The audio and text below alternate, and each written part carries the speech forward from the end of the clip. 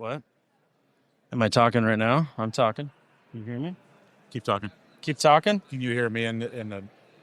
No. I don't have you either.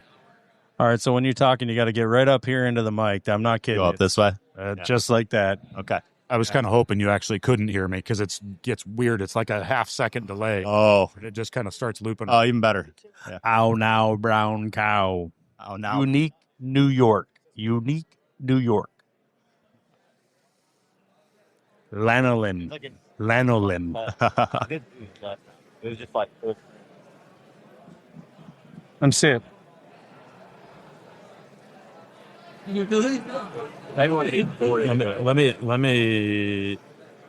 try it, Eric. Try what? Why does it say I'm Andy? No, this is Andy. This is me looking at the table.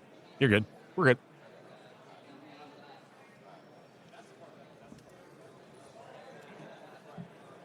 I don't know what's going on. Is that what I look like? What the heck? That's what I look like? I had no idea. Why didn't somebody say something? I look terrible. Ba-doom. I'm just trying to make my wife laugh, but she's not even smiling right now. Is it going to be Andy and I together? You want me to scoot around the corner further? Loving you. Get close. Again. Close, we all scoot. Put the chair in the corner. Was that like a... Nobody puts baby in the corner. Look at that. You ready? You want me to do the whole thing where I talk about what we do and shit? Or no? I don't know that we need to. Okay. I mean, I don't know. There's people out in the audience that might, but I don't think they can hear us right now. they can hear you. I can hear you over there. I can hear it through the mics. You can hear it in the ear? No, but I Out can there. hear it out here. I know, it's a joke. You know. We're recording. We're on the air. Awesome. We're good to go? We get the thumbs up from the AV guy over there. Yep. The man on the mic, controlling the mics. I'll give real quick. I won't go into it too much. Guys, we're the Make Trades Great Again podcast. Andy Mickelson, I'm Eric Ani. We stream new episodes every single week, and you can get them on all of the streaming apps. And also, we do video recording. It goes on our YouTube for Mechanical Hub. Andy and I talk about how we run our small plumbing heating business. It's not technical. We're not business majors or anything. We do it in real talk and just kind of talk about what we do with our businesses all the time. Yeah, pretty much. All right. The daily pains of business. Yeah. So there we go. We're going to get into it right now. This is official. We're playing like theme music right now. John's like, Oh, cool. what is going on? What is going on? What is happening? We're good? We're good. All right. Hey, guys, welcome to the Make Trades Great Again podcast. I'm Eric Ani. This is Andy Mickelson, and we are joined by John Carl. Can you say your last name for us, John? Jarzombek. Yeah. Jarzombek, and you're from It's disease. Milwaukee. It throws everybody Yeah, off. You know? it is.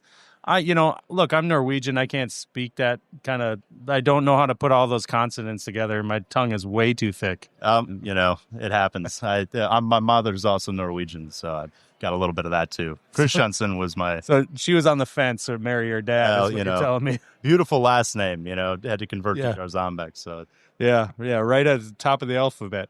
yeah. No, John, you're joining us here at AHR. It's been a fun show for all of us and a lot of people in the audience. You know why I think that they sit down and listen, though, is mostly because you're here. And second to that is because there's chairs for them to sit in. So everybody give yourselves a round of applause for the chairs. You found it. You found the chairs. There's a beer garden right next door, too. That's helpful. People listening to this a week from now are going to be like, what is he talking about? Yep. They're kind of used to it, though. Yeah. Yeah. Well, You guys Milwaukee's at AHR kind of again, because you guys were absent for a little bit, but with some pretty big announcements this week. yeah, huge ones. Yeah, we've got a whole bunch of stuff going out this first half of the year, so we're really excited about it. It is pretty cool. Today we stopped by the booth real briefly, but we've seen the stuff online. We've been seeing videos. We got our hands on it a little bit. I have actually used at Milwaukee's headquarters in Milwaukee, Wisconsin, the roll groover, but you've got that on display today for everybody to see at a heating show, which makes a ton of sense to me. It does. It's probably the best place to release it, right? Yeah, we're pretty excited about it. Yeah. Yeah. A lot of heating pipe, a lot of heating and cooling, chilled water systems, heating systems out there using groove pipe, like your Vic Different pipe, stuff like that. Yeah. Right. Are we allowed to say names of pipe manufacturers? I don't know. We on the groove side, we work with pretty much all pipe manufacturers as well as coupling manufacturers. So. Okay, so we don't want to single one of them out as being the best. Well, no. We comply to AWWA C606 standards. So that's what I was thinking. That's what I had written down in my notes was AWWC. It rolls right off the tongue. It does. It's in my front pocket all the time. That standard. There you go. Yeah. So, not just a roll groover. We're going to get into each of these, but I saw too that you guys have a recovery. Yeah, vac and recovery pump now, creating a cordless, full cordless service system. Quick, easy to get in, get out. Really kind of completes that second half of where we wound up, a couple of years ago. So now not only can you got recovery and you have evacuation, so you could do install, service, change out, all with just battery. What do you think about that? I mean, I think we get so many of these applications where, the code says, hey, you got an outlet within 5 feet of the unit. Well, maybe 10%. Yeah. Right. Yeah. So how many times have you guys been on a rooftop unit where you got a cooler condenser or something like that, and there's no outlet there, or it doesn't work? So then, everybody's got a little jumper, right? Well, plug in an alligator clip into the disconnect and hope for the best. And no, nobody does that. Nobody ever. Well, there's also a lot of people working from home these days. A lot of stuff going on, a lot more power going into these houses. The worst is, plugging into one of those and then popping a breaker, client's home, is, you run into those situations where all of a sudden, now you're causing kind of distress in the household and stuff like that. So, yeah, distress usually comes in the form, like my experience has been that we're looking for an outlet for service and I have to unplug all the Christmas lights that were still in from last year. There's like a 6-way splitter tied into like 2 other splitters and that kind of thing. Like that's really what we're dealing with. Let's be honest. I usually tell my guys to look for the deep freeze and just unplug that and use that power source because it's whatever. Just leave it. It stays dark where we're at for a longer period of time too. So a lot of light usage and things like that. So I was just hooking up a heat pump the other day, and it was it's wintertime, right? And so I'm hooking it up, and I look over, and I'm like, new construction, by the way. I thought, oh my God, there's a service outlet right there. It was so nice. It's supposed to be. It was right where it's supposed to be. It's like perfect. Yeah, it's like, wow, I think we've been asking for this for decades. Mm-hmm. Right. That's pretty cool. So recovery pump, what was how do you guys identify what you're going to look for in product development? What are your first touch points where you say, we need to make that? Because I'm sure you get no less than 1,000 recommendations all the time on what people want you to make. Yeah, there's definitely a long runway of stuff that, we're looking at, the business has looked at. But the genesis, a lot of that is, if you look at the booth right now, there's just a ton of different solutions kind of across the board. Yeah. And a lot of that comes from, every Milwaukee product person in NPD or new product development is getting out there, making sure they're spending the time learning, not only about the application that we're trying to serve for that specific project that we're working on, but one of the big things that we always talk about is taking a step back and looking at the overall process. So a lot of what we do is to make every contractor we work with more productive on our battery platform. So, taking a step back, we see things all the time. Time taken to, outlet hunt, but then also a lot of physical stress involved with some of the connection methods we've gone after. As an example, Groover was a big part of that with, manually cranking and always having to touch moving components and things like that. So what's really cool is kind of taking that step back view. We can see, a number of trips to the van, what are you guys grabbing? what is the hard parts of that application, and then come up with solutions to solve those that make sense, and ultimately improve and speed up the process. Stay with us. We'll be right back. Hey guys, I want to invite you to visit mechanicalhub.com, because if you want to stay on top of the plumbing and heating industries and what's happening, you're going to want to visit our website, mechanicalhub.com. There's a hyphen in there between mechanical and hub. Don't ask, it's a long story. Anyway, while you're there, don't forget to sign up for our weekly newsletters. All right. The newsletter is packed with the latest news, trends, tips to keep you on top of your game. So whether you're in the shop or out in the field, we got you covered. So head over to mechanicalhub.com and join our community today. And hey, thanks for listening to the Make Trades Great Again podcast. Have a good one.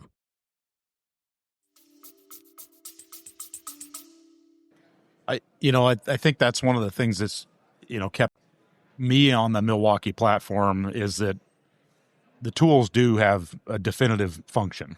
Yeah. Right? There's so many of them, the copper tubing cutter, those kinds of things. They're, it's another tool, but it's got its definitive purpose and it does a really good job with it. Yeah. Yeah.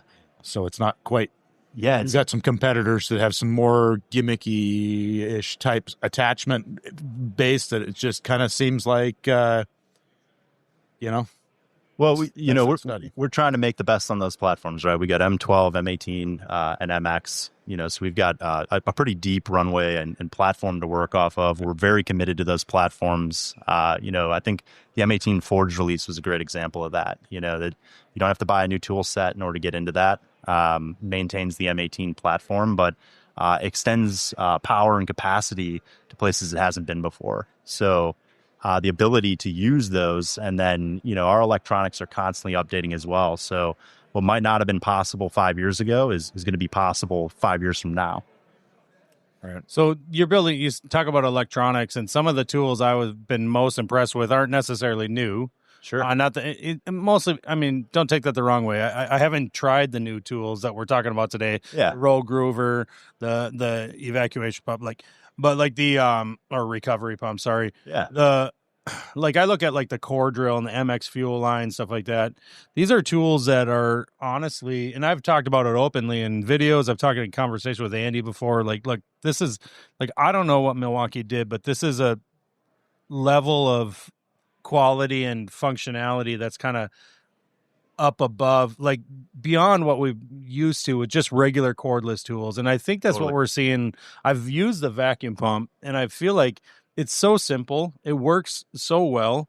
And it just feels like we're kind of looking at kind of a new frontier with Milwaukee. You guys are really designing in a space that you haven't been. So maybe the quality levels are just kind of not what we're used to. They're not that the stuff out there is bad, but it's more robust.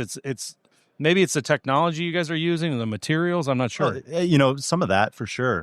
Yeah, absolutely. A lot of it too goes back to kind of just process evaluation, right? We're seeing all this stuff, where we're at, weather can be pretty rough for, half the year and things like that. So we gotta look at, not only the application storage, how is this going to actually get stored in between jobs? And, sometimes, that can be a pretty, rough experience for a tool, depending on, where it's going to be stored and how that's transport, everything like that. On-site storage versus moving on and off the vehicle, getting it into the shop, that kind of thing. Oh, totally. Rainstorms, snowstorms, we get a little bit of kind of both sometimes, thunder snows, it can be a variety of things, with a lot of our plumbing tools, it's opening open lines, having residual water in there. Maybe the main valve has failed, and, right. You may know some of that getting into it, but it might be one of those where you just have to complete it that way. And, it has to survive all those environmental factors. It's fascinating. Yeah, it's interesting to see that you can take, some of those mechanical tools like that, in the 10 years ago, run it underneath the faucet and it's dead, and now it's like, oh, well, we use this. Oh, it's M12 tubing cutter is absolutely hammered. I keep going back to that, but it's one of those tools that it's not a big price point. It does a good job of it, but you look at the operating environment that it's in, like you said, and it's totally. Yeah, I mean, we our culture is very deep, and we talk a lot about being candid, and sometimes that means saying things that aren't always popular, but then always never settling, and that's a big part of kind of our framework is even tools that have been out there for some time, those are constantly seeing improvements as well. So we're making sure that we're taking all that new tech and constantly rolling it out. Updating our tool set, always evaluating where we are. We were on a talk a while back, and we were talking about 2-inch copper tubing cutter, and at the time I couldn't talk about it, but that was another great example of we were seeing that application come up. We're there. We hear the feedback, so everything that you guys are posting, talking about, we've got guys in the field every week. There are guys, Milwaukee employees that are on job sites right now as we're talking. And a lot of that is observation, making sure that we fully understand what that is when we get into a project so that that final result exceeds expectations, makes us the number one reason, contractors support us. I'm glad you brought up the job sites, working with people out in the field with your tools. I've had the privilege of being at Milwaukee events, and thank you for inviting us back each year. It's been great. But people listening and people sitting here right now, they haven't been sitting there and get the explanation, like, how did you prove this tool and what were the steps there? And I think it's fascinating. So ultimately what you guys are doing is not just identifying a tool that there's a need for how you can make something better, but starting at that process. And then once you have a tool to hand somebody, you guys are doing this with real contractors out in the field, right? Oh, yeah. Oh, definitely. Yeah. Are they all over the country, or how is that kind of everywhere, internationally as well? Okay. Yeah. So we've got a huge range of product folks that operate in new product development. They are scheduled weekly to go out, review applications, things that, a lot of times it's, if you're in plumbing, you're seeing that stuff. And a lot of times those lead to other things, which is a big deal. I think the focus really is on process, because what we found is that if we can eliminate those roadblocks or barriers to some of those jobs that are maybe not as fun to do, we can speed up those processes a lot faster. Create more opportunity for the guys working that. And a lot of times that can also come in a physical sense.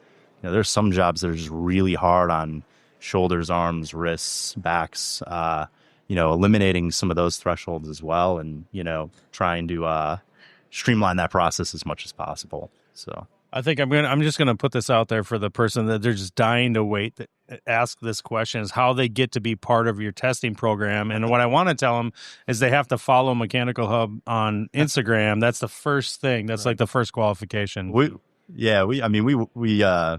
watch comments from all over the place. So, I don't think that's a secret to anybody. That's often, on a lot of different social media platforms, but we're keeping our ear to the ground there. A lot of this comes from different personal relationships we've established, but then also, we work with a ton of companies all over the country. And, sometimes the names come up through guys that we know that, hey, I don't do that a whole lot, but I know somebody who does. And, there's not like a qualification period or anything like that. A lot of times we're looking to talk to everybody. So, we want to know, what those pain points are, so we can go after them.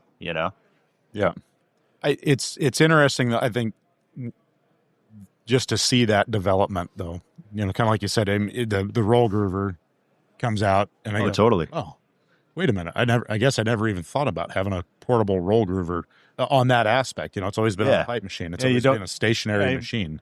But you don't have to pull out the rigid, 300, or you don't have to do the manual on the tri-stand kind of thing. Yeah. Which is really what is done. That was the only alternative that I know of. I'm not sure if there was other tools. Maybe there were. Every one of those tools forces the operator to interact with some sort of ratchet, or, we saw a lot of guys like holding pipe and trying to keep the tool from, tracking or walking. Right.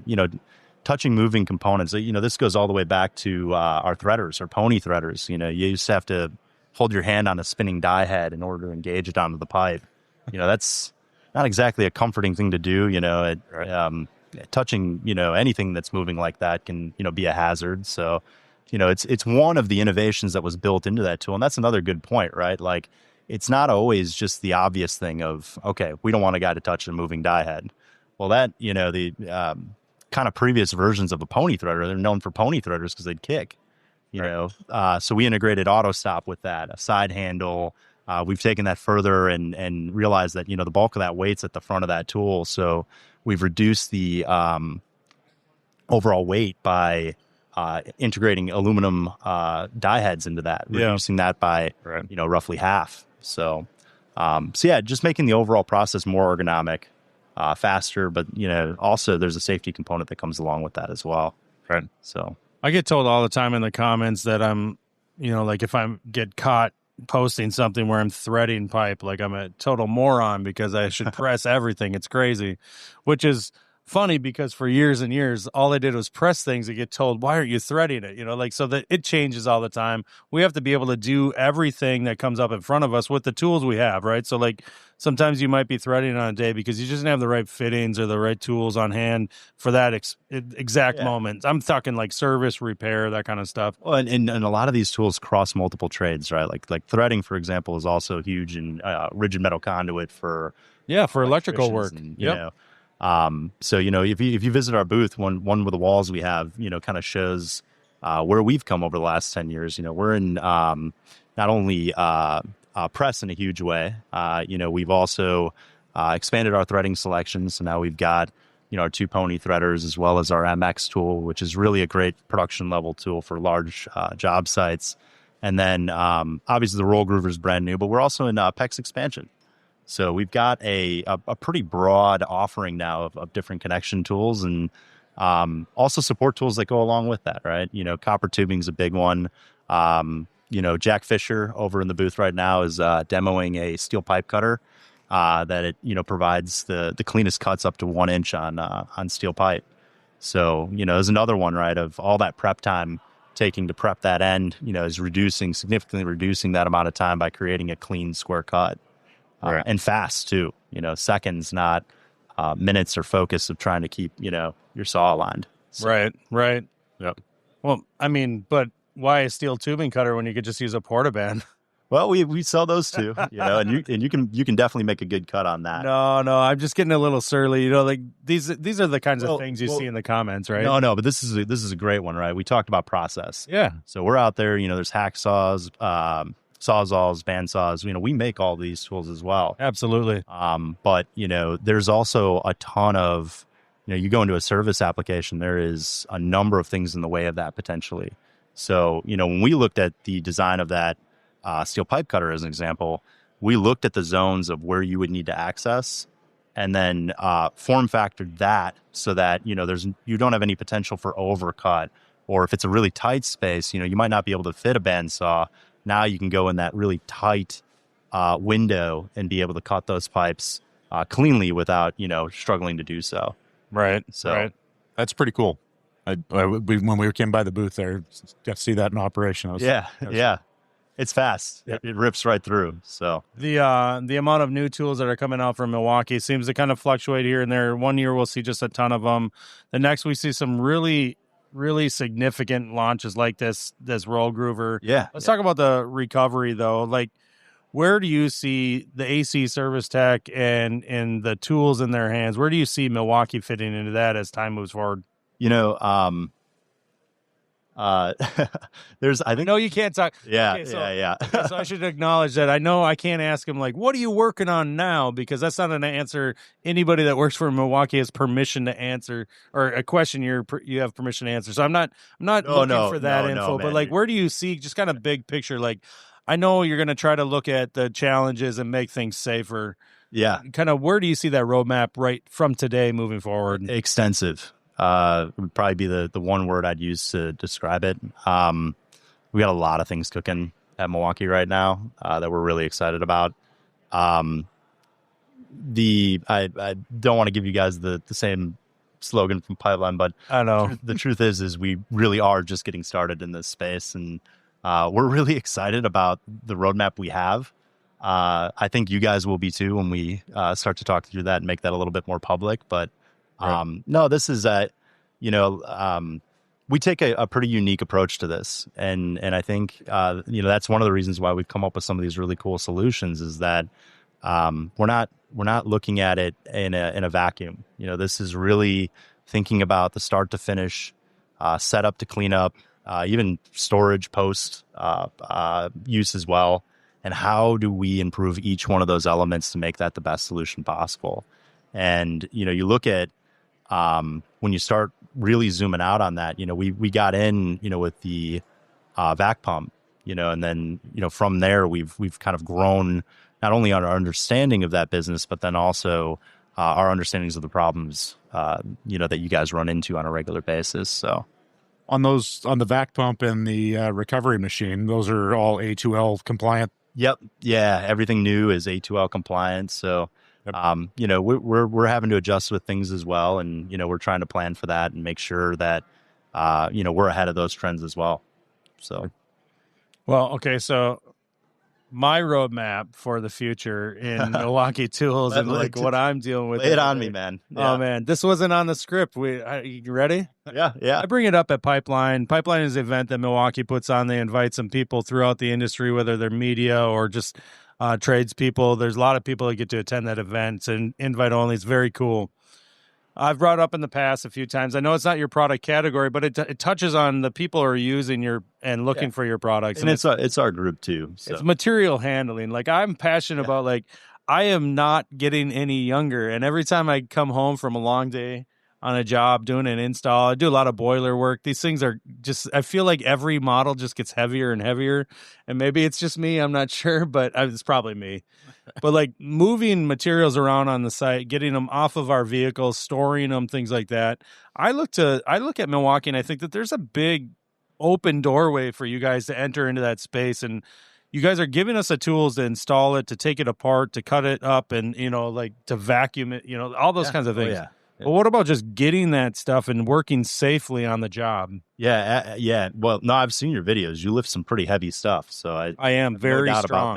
about that. I want to put that out there. But we like to say, we're into the demolition, rough-in, installation, and then maintenance of those items. Right. I think that the part that comes along with that is the workflow. So. Yeah. We've also see some of the problems it takes. Water heater is a great example.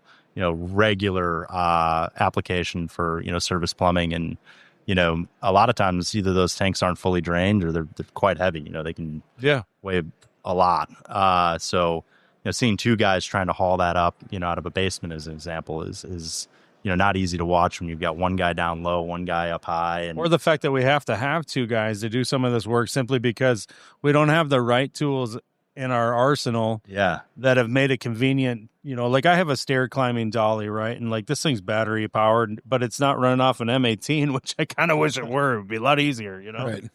I wouldn't have to plug it in at the shop every time I'm not using it. Yeah. No, it's... along with everything we're doing, I think, the steel pipe cutter is a really great example of, a support tool for a lot of those connection applications as well. So, we've spent a lot of time and hours working on those connection tools. I think, and the support tools have come along kind of with that. I think you'll also see a lot of those in the future as well. So. A lot of the cool stuff you guys are doing too is, I know not your category, but the gloves, the safety equipment, the new hard hat accessories, stuff like that. It's not maybe tools like the hard hat stuff I'm not using all the time, but I look at it and I think, bump cap though might be what's that? Bump cap might be a good option. Yeah, no kidding. I should have a hard hat on just to work in these basements sometimes. Well, that's a great example, right? Like we knew, guys going into service applications weren't, wearing hard hats, but you still might, we've got several basements in Wisconsin that are, not 6 foot, 7 foot high ceiling. They're bigger than a crawl space maybe, but they're not high. And, you're on site, you see guys, hitting their head or, other parts of their body, that's a really great example of, innovation in PPE that, we've started to bring out as well. Yeah. The PPE lineup has expanded a lot. If people listening don't know that, you guys offer pretty much from start to finish everything you need except for like hazmat. You got some really good gloves we can actually work with now. For years, I thought that work gloves were not from Milwaukee or any other brand in particular, but they were just cumbersome and hard to use. It's gotten a lot better with the technology. I think you guys have found out a lot of solutions there. They're starting to get, the high dexterity gloves as an example, right? Like, it's great protection, but then also, you can actually feel and really work with those in a great way. So that's cool. Yeah. That's cool. Well, there's a big red booth in the middle of the floor out there. It says Milwaukee over, guys. If you haven't stopped there, I do encourage you to. Yep. A lot of cool stuff going on. There was busy. You guys, yeah. Oh gosh, I feel like we've been running for 2 full days now. I don't think I've sat down except for now. So well, you're welcome. Yeah, it's really exciting. No, we do appreciate you coming on, guys. Or John, I do appreciate it. Yep. Andy, you have anything else to add before we wrap this baby up? I think one last thing though is like we carry everyone on our team and elsewhere in Milwaukee carries a ton of passion for what we do. Absolutely, this is something that we are really excited about as well, and it gets us up in the morning. It's the reason why we go out. We love being there. We love seeing what we can do to improve the lives of all of our operators. So. I'm excited to see what's next from Milwaukee. I really am. I mean that. It's like every time I turn around, I think, what? They made that? That's crazy. I think there's some stuff out there that will surprise you and excite you as well. It's an M18 truck. See, I can never. I tried getting it, but unflappable. Unflappable. I appreciate it, John. Thanks for joining us, man. Of course, guys. Thank you so much. Yeah. Appreciate it. So, all right. Look at that. We're done, Andy. We're done. Yeah, you can hit stop on the record button.